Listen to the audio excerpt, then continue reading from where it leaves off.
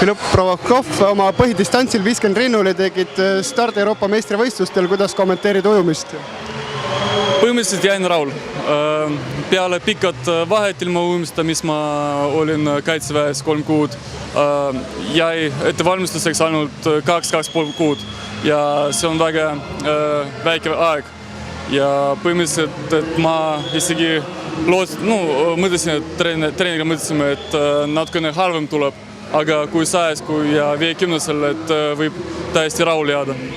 Et isiklikust jäid ainult 30, et tõepoolest, et väga halb ei olegi arvestades sellega, et saanud ainult 2 kuud ette valmistada.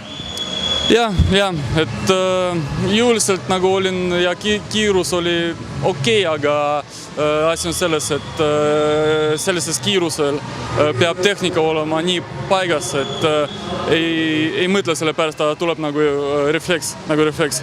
Ja selleks on ikka vaja palju pikalt mitu kuud treenida, et võistlustel sellest lihtsalt tehnikast ei mõtle, aga sellest oligi puudu praegu. Kas jõud või tehnika või mõlemad?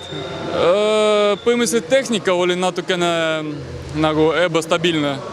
No jõuliselt ka muidugi, et see ei ole maksimum, mis ma saan. Plaanidest natukene, et mis sul järgmisel aastal plaanid on, mis su põhivõistlus on?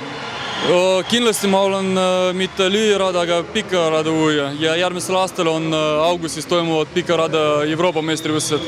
Seal ma kindlasti tahan jõuda kui finaali, sellepärast et viimne kord ma jäin natukene finaalist mööda, et eluujumises ujusin aega, mis ma saaks finaali ja poolfinaalist ujusin natukene halvem ja jäin 11. Aga praegu on päris palju aega ja ma olen päris hea seisuga, et millega on treeni hakata teha ja ma ootan endast paremat seal. Et järgmise aasta Euroopa meistrivõistlustel pikal rajal Philipp on finaalis kõikide plaanide kohaselt. No ma teen selleks kõike, mis ma saan, et ma tahan, ma olen motiveeritud teha rasked treenid ja on mitu uusi harjutusi teha treenis jõusaalis ja et on kus tehnikast jõulist vastupidavus ja kiiruses parandada, et ma ikka ootan paremat.